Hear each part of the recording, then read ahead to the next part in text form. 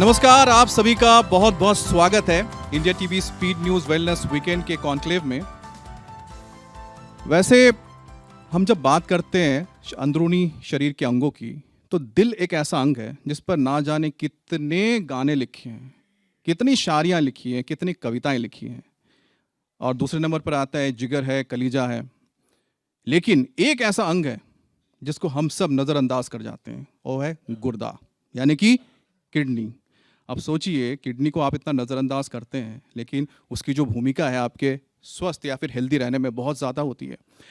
एक आंकड़ा है जो डराने वाला है, खासतौर पे हमारे देश के लिए भी, कि भारत में क्रॉनिक किडनी डिजीज़ CKD की जो तादाद है, मरीजों की तादाद करीबन 78 लाख तक पहुंच गई है।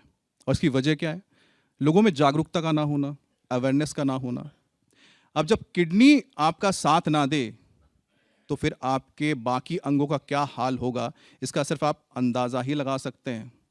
लेकिन इसको स्वस्थ कैसे रखना है, इसको हेल्दी कैसे रखना है, ये बताने के लिए हमारे साथ हमारे बहुत ही एक खास मेहमान, मार्गदर्शक हमारे साथ जुड़े हैं। डॉक्टर संजीव सक्सेना नेफ्रोलॉजी के दिग्गज हैं, इनका क्षेत्र है।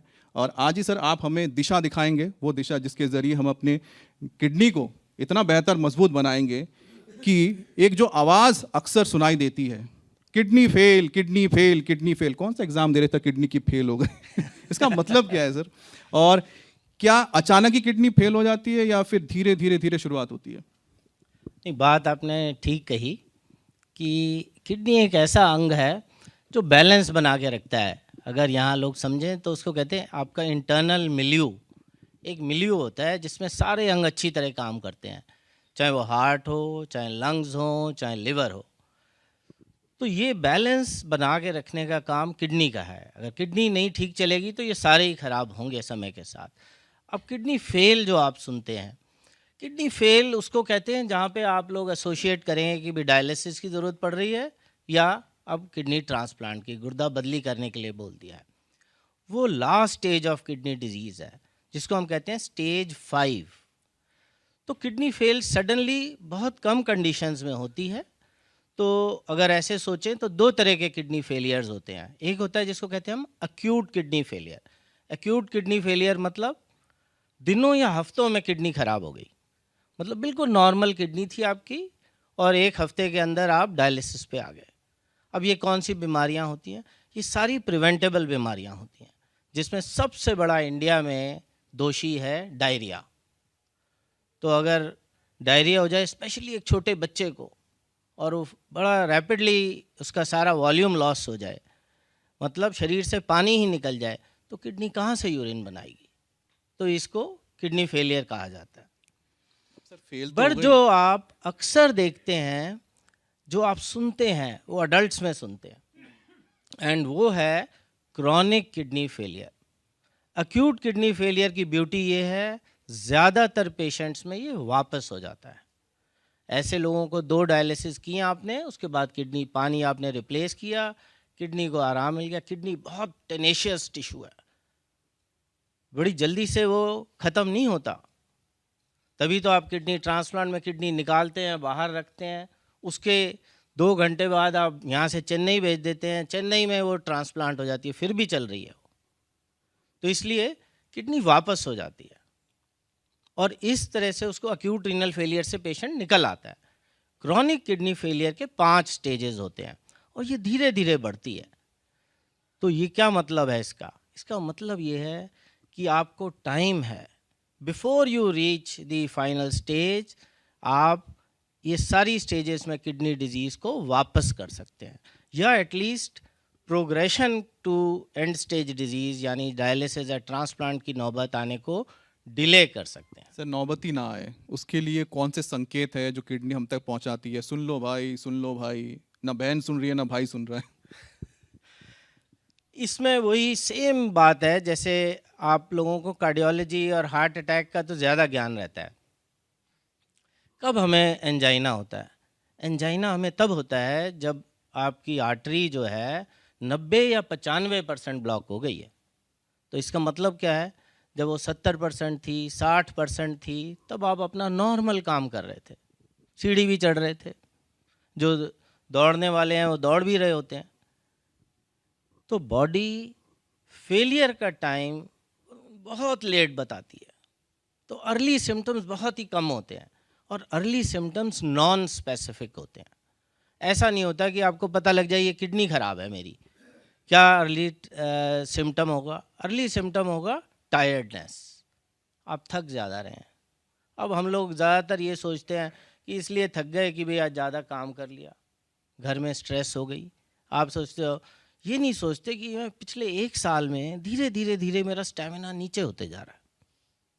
ये अर्लीस्ट साइन है।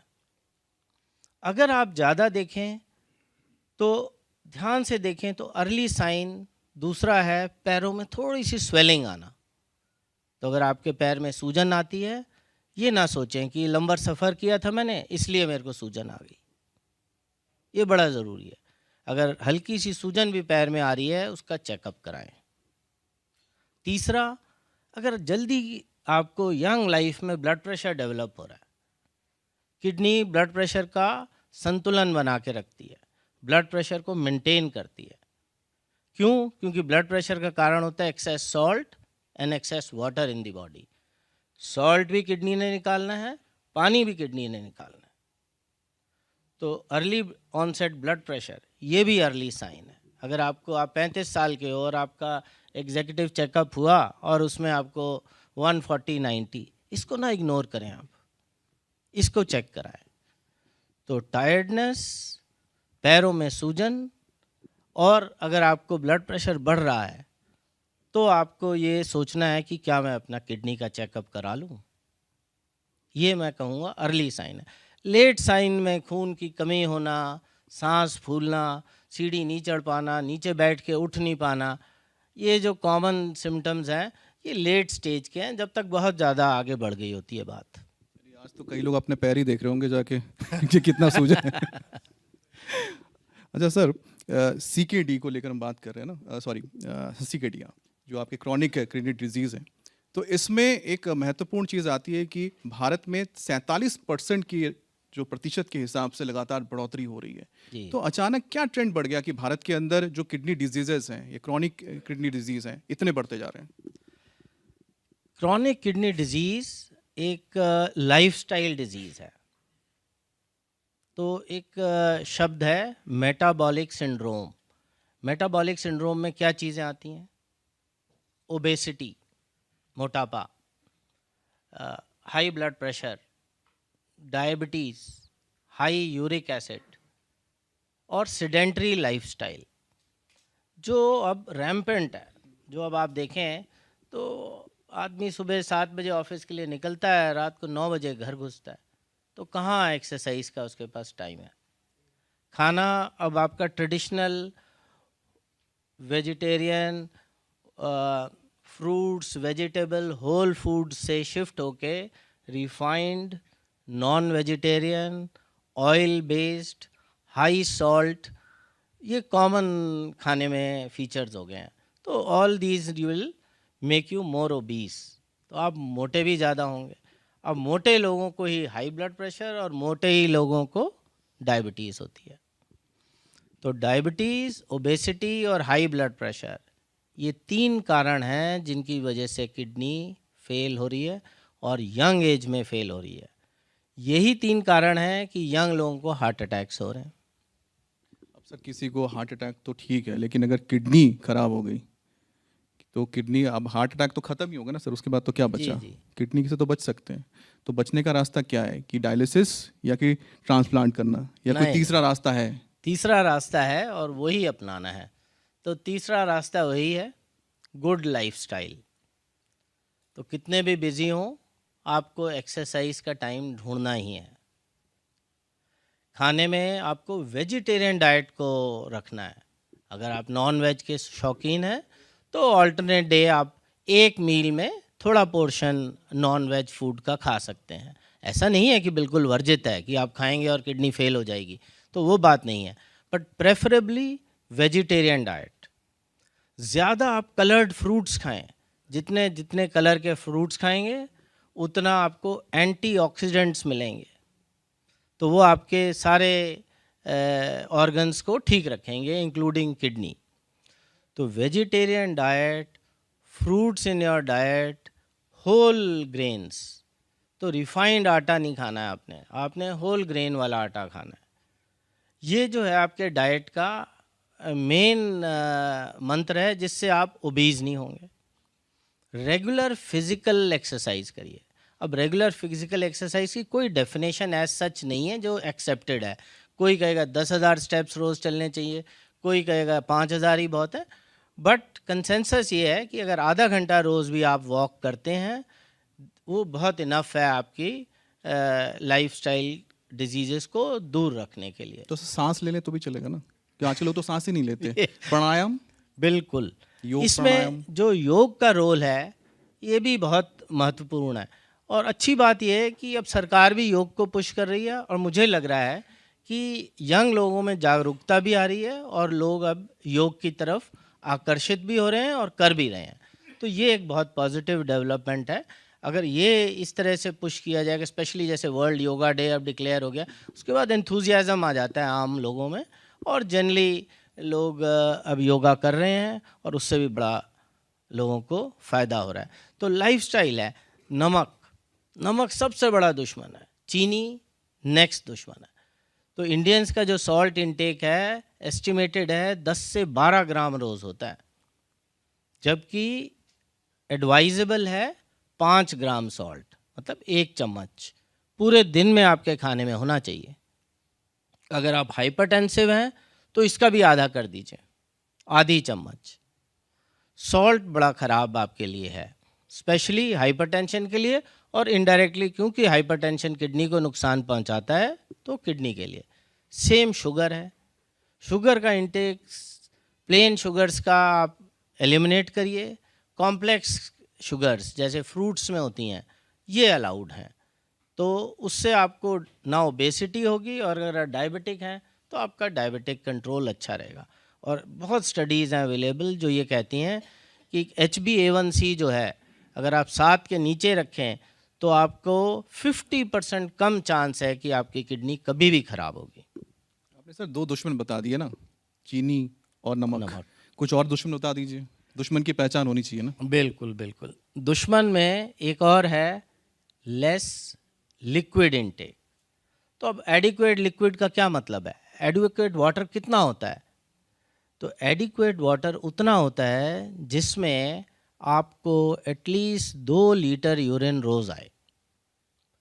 एवरेज आदमी के लिए, जैसे हम लोग हैं या आप लोग ऑफिस में काम करते हैं, फील्ड्स में खेत में नहीं काम करते हैं या मजदूरी नहीं कर रहे हैं, तो 2.5 से 3 लीटर अगर आपका पानी का इंटेक पर डे है तो आपको एडिक्वेट यूरिन आएगा। एडिक्वेट यूरिन आने से जो शरीर के वेस्ट प्रोडक्ट्स हैं वो बड़े आसानी से निकल जाएंगे और किडनी को कोई लोड नहीं पड़ेगा। इसके विपरीत दूसरी व्यू है, दूसरी व्यू जो आजकल प्रचलन में भी है कि सुबह उठो और 2 लीटर पानी पी लो खाली पेट। ये किडनी के ऊपर लोड है। यही 2.5-3 लीटर आपने पूरे दिन में डिस्ट्रीब्यूट करके पीना है पानी को, तो वो आपकी किडनी के लिए हेल्दी रहेगा। अब अगर आप जॉगिंग करते हैं, अगर आप जिम करते हैं, अगर आपका प्रोफेशन ऐसा है जिसमें गर्मी में बहुत आप एक्सपोज्ड होते हैं, तो आपको वाटर इनटेक बढ़ाना पड़ेगा उसी हिसाब से। तो ये आपका तीसरा दुश्मन है कि लेस वाटर इनटेक। चौथा आपका दुश्मन है मेडिकेशन। तो बेवजह जब दवा नहीं खाइए, पहली चीज़। दूसरी, अगर आप बैक एक से सफ़र कर रहे हैं या नी जॉइंट के पेन से सफ़र कर रहे हैं, जो बड़ा कॉमन है कम्युनिटी में, लोगों के पास टाइम नहीं है, बस गोली खाई और चल दिए, तो जो पेन किलर्स हैं ये किडनी को बहुत नुकसान करती हैं। तो indiscriminate use of pain killers, तो जहाँ मल्हम से काम चले, जहाँ एक्सरसाइज से काम चले, जहाँ फिजियोथेरेपी से काम चले, वहाँ इन चीज़ों से काम चलाइए, दर्द की गोली ना खाइए। दूसरा, ज़रा सा बुखार हुआ और आदमी ने एंटीबायोटिक खा ली, बिना डॉक्टर की सलाह से एंटीबायोटिक नहीं खाइए। तो ये नेक्स्ट आपका दुश्मन है। लास्ट दुश्मन है आपकी फैमिली हिस्ट्री, जेनेटिक्स, जो आप बदल नहीं सकते। तो अगर आपकी फैमिली में किसी को किडनी की प्रॉब्लम रही है तो आपको सतर्क रहना है। फैमिली में किसी को किडनी का स्टोन है तो आपको सतर्क रहना है।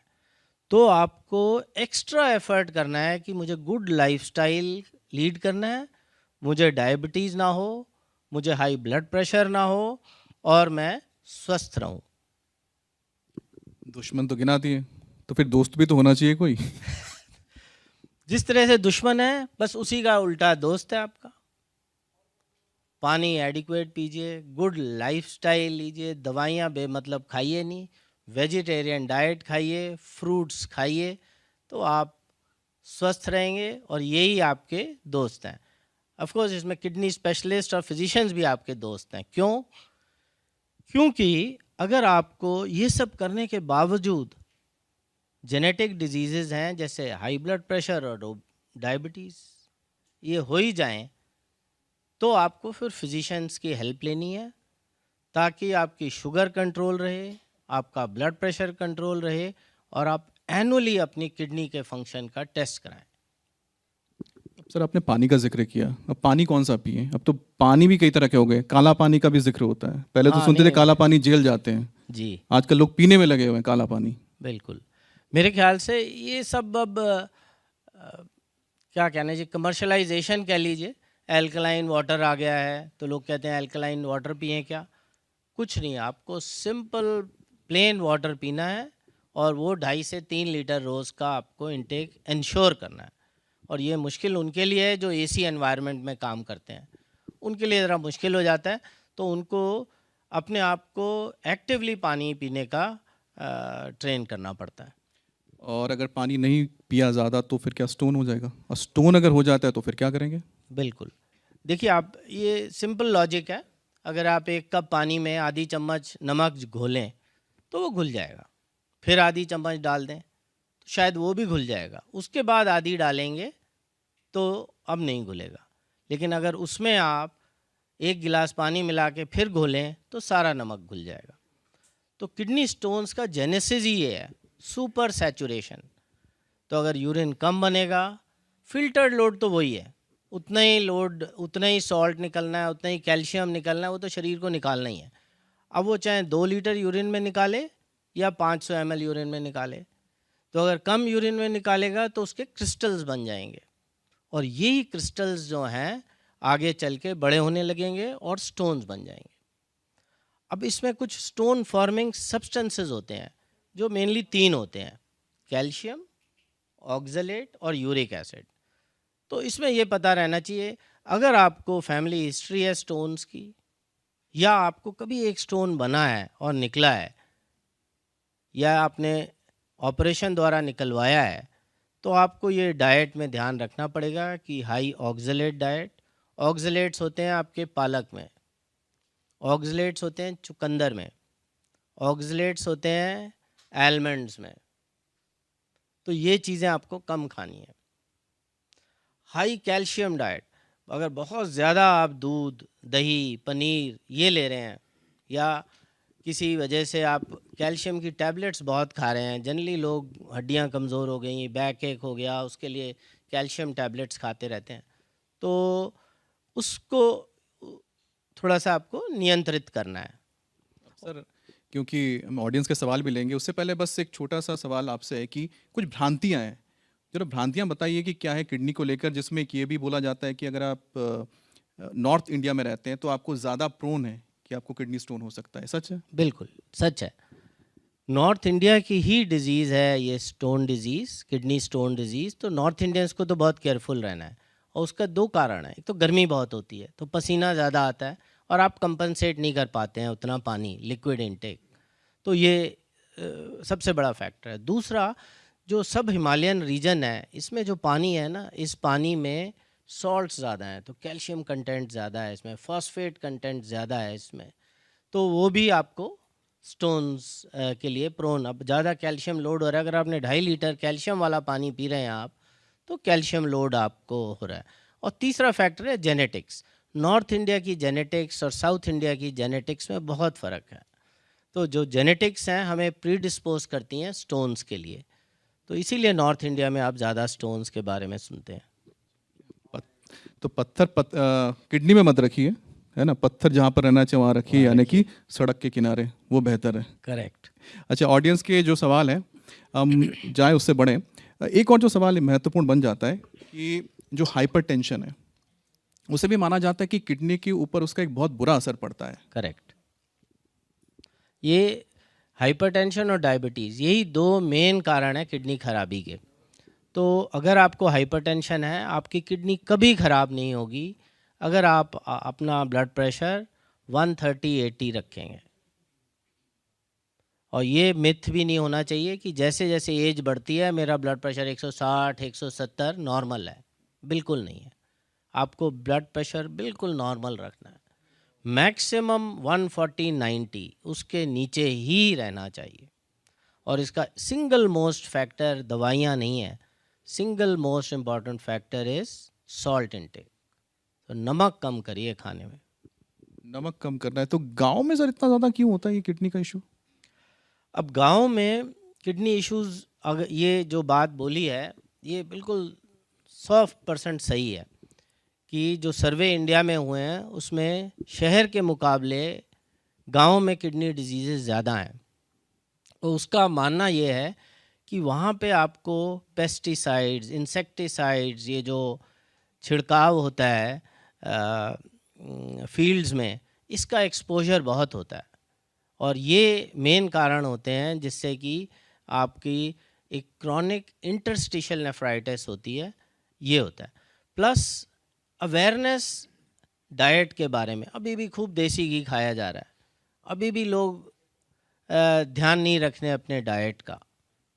वेस्ट यूपी चले जाइए तो चाय में जब तक खड़ी चम्मच चाय चीनी नहीं होगी कोई पिएगा ही नहीं। तो ये कॉमन मिसकंसेप्शन है। मिलाकर की आदत सुधारनी पड़ेगी। आदत अगर आप सुधारनी आदत सुधारेंगे बिल्कुल, तो किडनी को हेल्दी रख सकते हैं। अब वक्त आ गया है कि हम अपने ऑडियंस के पास जाएं, किनके सवाल हैं। Hello sir, my name is Ritika. Sir, आपने कहा कि किडनी फेलियर का एक बहुत मेजर कॉज है डायबिटीज़। तो अगर किसी इंसान को डायबिटीज़ ऑलरेडी है तो उसके बाद वो ऐसा क्या कर सकता है कि उसकी डायबिटीज़ भी कंट्रोल रहे पर उसकी किडनी में भी कोई इफेक्ट ना आए? बिल्कुल। डायबिटीज़, सबसे पहली बात ये, आप ये रिकग्नाइज़ तो करेंगे कि डायबिटीज़ जो है ये लाइफस्टाइल डिजीज़ है। तो आपको अब बीएमआई अपना, मतलब आपको ओबीज़ नहीं होना, रेगुलर एक्सरसाइज करनी है और शुगर परफेक्ट कंट्रोल करनी है। अब ये परफेक्ट कंट्रोल के लिए आपको सिर्फ लाइफस्टाइल शायद नहीं काम आएगा, तो आपको दवाइयों की हेल्प लेनी पड़ेगी। और अब इतनी बढ़िया दवाइयाँ आ गई हैं कि शुगर भी अच्छा कंट्रोल रहता है और किडनी का भी रिस्क ऑफ किडनी फेलियर भी प्रिवेंट होता है। तो most important is do not gate obese. दूसरा, शुगर परफेक्ट कंट्रोल रखें।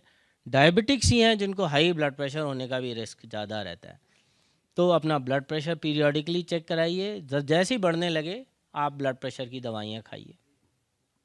तो ब्लड प्रेशर परफेक्ट रखिए, डेली वॉक करिए। अगर आप ये करेंगे, जैसे मैंने आपको बताया था पहले भी कि HbA1c अगर 7 के नीचे है तो your risk of developing renal failure is half. सब कुछ करने के बावजूद कई लोग हैं जो फिर भी रीनल फेलियर में जाएंगे, और इसका हम लोगों को बहुत क्लियर ज्ञान नहीं है, बट जेनेटिक्स है। कुछ लोगों में ऐसी जीन्स होती हैं जो अपना खेल खेल ही जाएंगी जिसे कहते हैं, तो you will still land up in renal failure. And ये कौन लोग हैं? ये वो लोग हैं जिनके पेरेंट्स में भी डायबिटीज़ दोनों में है, जिनके दोनों पेरेंट्स हाइपरटेंसिव हैं, और जिनके फैमिली में डायबिटीज़ की वजह से किडनी फेल हुई है किसी की। सर, ऐसे कोई सुपर फूड्स अवेलेबल हैं जो हमारी किडनी को स्ट्रॉन्ग या मतलब हेल्दी करें? नहीं, सुपर फूड की आपने ढूंढना ही नहीं है। यही जो कॉमन फूड्स हैं, वेजिटेरियन डाइट और फ्रूट बेस्ड डाइट पे आप जाइए, एडिक्वेट पानी पीजिए, दिस इज़ इनफ।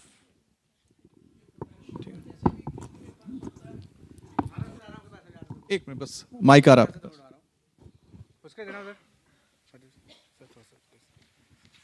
सर ये लीजिए, पूछिए। हेलो, ये सब पोटेशियम बढ़ने से भी किडनी में फ़र्क पड़ता है? इसमें उल्टी बात है। किडनी में खराबी की वजह से पोटेशियम बढ़ता है। जो किडनी फेलियर के पेशेंट्स हैं, इनको मेन प्रॉब्लम जो है वो हाई पोटेशियम से होती है, तो उनके लिए ये चिंता का विषय है। आम आदमी को जिसकी किडनी हेल्दी है, इनफैक्ट हाई पोटेशियम इंटेक से आपका ब्लड प्रेशर कंट्रोल रहता है। मेरा क्रिएटिनाइन 2 पॉइंट है, जी। दो है। ये क्या भी मुझे- एक इम्पॉर्टेंट मैसेज है जो इन्होंने हाईलाइट किया। ये बताना ज़रूरी है कि आपका क्रिएटिनिन जो आप KFT में मेजर करते हैं, जो बताता है किडनी ख़राब है या नहीं है, वो तभी बढ़ता है जब आपकी 60% किडनी ख़राब हो चुकी होती है। तो 2 क्रिएटिनिन का मतलब है आपकी 70% किडनीज ख़राब हैं। तभी तो एक आदमी अपनी एक किडनी दे देता है और उसका क्रिएटिनिन फिर भी नॉर्मल रहता है। तो 50% किडनी इनफ है आपको हेल्दी रखने के लिए और आपके पैरामीटर्स को मेंटेन करने के लिए। वैसे जो ये किडनी स्टोन है, क्या इसका ऑपरेशन करवाना जरूरी होता है? अगर परेशानी ना हो तो एज इट इज रखा रह सकते हैं? अगर किडनी में स्टोन हो जी। तो उसका ऑपरेट करना जरूरी है? देखिए, ऑपरेशन के कुछ क्लियर कट नियम होते हैं जिसकी वजह से ऑपरेशन करना है। और 6 मिलीमीटर से छोटा स्टोन है तो किडनी का रास्ता ऐसा है कि उसमें 6 मिलीमीटर का स्टोन बिना किसी दवा के सिर्फ हाई वाटर इनटेक से निकल जाएगा। और इसमें मैं क्लियर कर दूं, बियर पीने से कभी नहीं निकलेगा। लोगों का ये मिथ है। बियर से इनफैक्ट यूरिक एसिड बढ़ता है और स्टोन और बढ़ने के चांस होते हैं। तो छोटा स्टोन होगा तो वो अपने आप निकल जाएगा, निकलते समय दर्द करेगा। बड़ा स्टोन हो और पेन ना हो ना, तो आपको वो स्टोन निकलवाना ही है। क्यों? क्योंकि स्टोन जो है धीमे धीमे बढ़ता रहेगा। और मेरे पास ऐसे पेशेंट्स आए हैं जिनकी पूरी किडनी एक स्टोन बन गई है, क्योंकि उनको पेन नहीं हुआ तो वो ये सोचते रहे कि निकल गया है स्टोन। तो अगर बड़ा स्टोन है तो उसको निकलवाना ज़रूरी है, अदरवाइज़ आपको यूरिन इन्फेक्शंस होते रहेंगे और धीरे धीरे हो सकता है वो इतना बड़ा हो जाए कि आपकी किडनी ख़राब कर दे। चक्रियों के ये होता है कि 2 तरह की डिजीज होती है एक ही बॉडी में, तो कोई कहता है कि ये चीज़ आपको खानी है और दूसरी चीज़ उसी को नुकसान देती है, तो फिर उस ऐसी स्थिति में क्या करना चाहिए? नहीं, ऐसी स्थिति में आपको ये देखना है कि मुझे कौन सी बीमारी है, उस हिसाब से आपने करना है। चलिए, बहुत बहुत धन्यवाद सर आपका। तो डॉक्टर सक्सेना जिन्होंने सबका जवाब भी दिया है, इतने सारे सवाल आपके सामने हमने रखे हैं। लेकिन आपको एक बात बता दें, आज की जो चर्चा हुई उससे एक बात तो पूरी तरह से क्लियर हो गया है कि जो किडनी है वो आपके शरीर का बस एक कोई दूसरा अंग नहीं है, बल्कि ये आपका ऐसा अंदरूनी अंग है जो आपकी लाइफ लाइन है। और मुझे उम्मीद है कि आज जो सलाह मिली है डॉक्टर साहब से, अगर आप अपनी ज़िंदगी में उसे उतारेंगे तो ना सिर्फ अपनी किडनी बल्कि अपनों की किडनी को भी हेल्दी रख पाएंगे और एक सुखी जीवन जी पाएंगे। बहुत बहुत धन्यवाद आप सभी का। आपका थैंक यू।